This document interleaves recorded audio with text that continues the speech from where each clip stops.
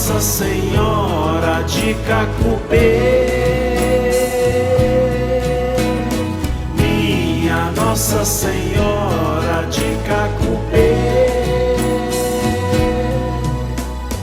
Mãe de Deus e nossa, que dignaste aparecer sobre uma azieira, um tufo de ervas altas, cobre com teu manto esta tua serva e todo o Paraguai. Intercede pelos nossos padres, pelos desvalidos, necessitados de perdão.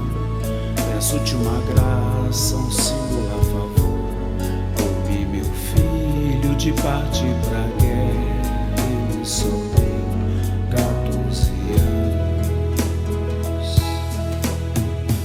É um menino, quantos já foram, subiram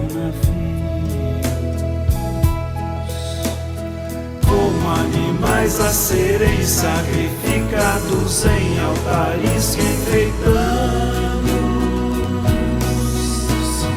como animais a serem sacrificados em altares que enfeitamos,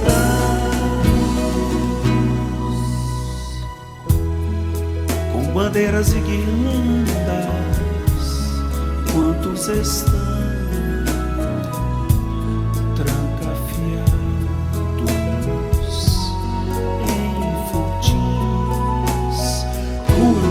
Curupaiti, Humaitá,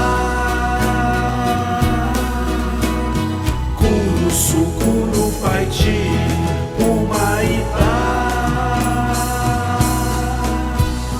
Dizem que nossos filhos não nos pertencem, que a pátria mãe verdadeira arrancam nossos filhinhos de nossos peitos, mas tu és mãe, acima de todas as mães, acima da pátria, salva meu Luan, estanca o ódio, semeia justiça e paz.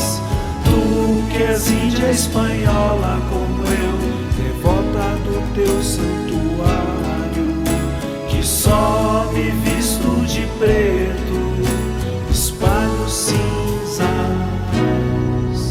nos cabelos.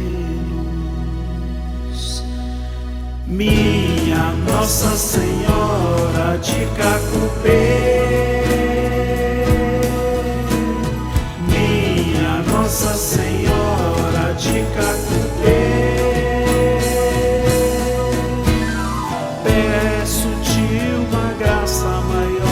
conserva a minha fé, apesar da dor e guerra. Sei que essa tragédia vem do pecado da cobiça. Creio na promessa de Jesus, aquele que perseverar até o fim se salvará. Aquele que perseverar até o fim se salvará. Minha Nossa Senhora de Cacupê, minha Nossa Senhora de Cacupê, eu só queria ver